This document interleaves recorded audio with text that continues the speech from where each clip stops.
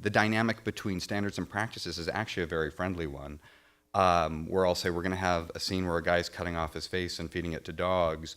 How do we do that and show as much as possible? And she'll say, as long as you're good to the dog, I assume. right. Well, it's good meat. He's healthy. He eats well.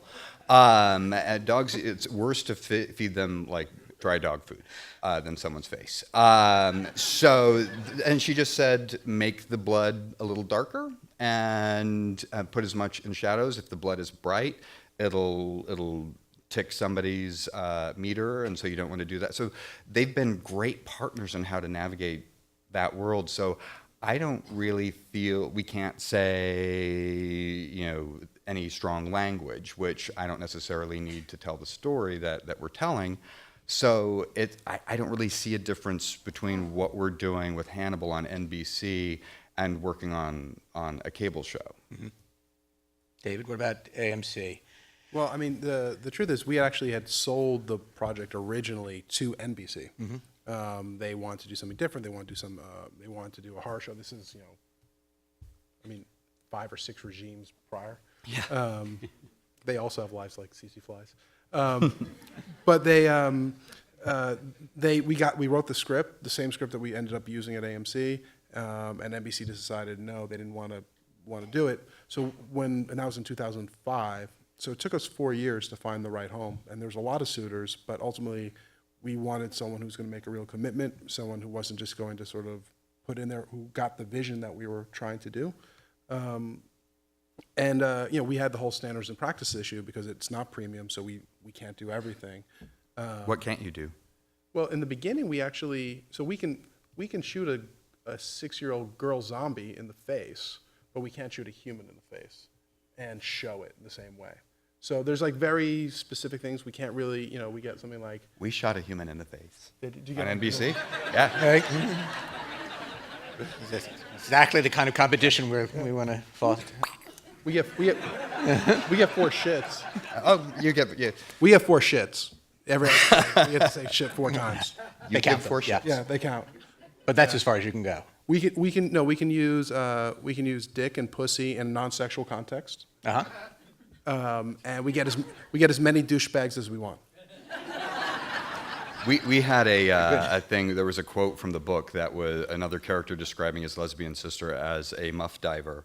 And so the standards and practice chain of letters was hysterical because I was like, well, I want to use this quote from the book, and it's muff diving. And she said, well, you can't use muff diving gave us a whole bunch of them that I hadn't even heard before.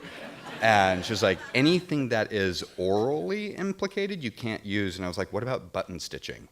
And which is a thing with lesbians, and you have to button stitching, so you get it. We got to use button stitching instead of muff diving. Wow. That's good writing. Scott or Alex, is there anything you wanted to add to this conversation?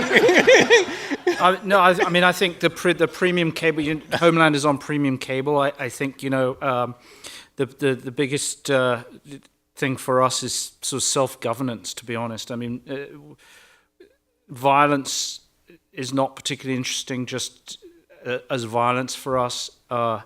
Sex is not particularly interesting just as a sort of cheap thrill, although I am guilty of putting that pretty firmly in an early episode. And again, it comes back to the question, the issue about relationships and characters. And for us on cable, it allows us to go, we think, deep. And it gives us the time to go deep without having to go to plot. And I would say that to sustain a show like Hannibal on network television, standards and practices notwithstanding, that takes a huge amount of skill to work within the constraints. I don't think we have that skill.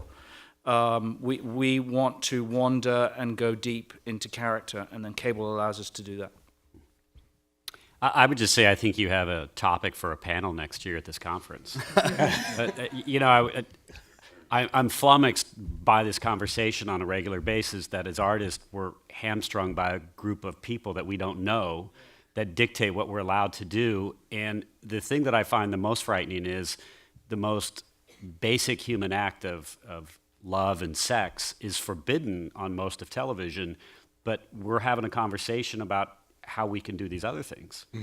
And I think they have it backwards, and at the very least, I think they should let the audience decide what's appropriate and what's not appropriate. But again, that's a conversation for another panel. Yes, I think so. It's my personal soapbox.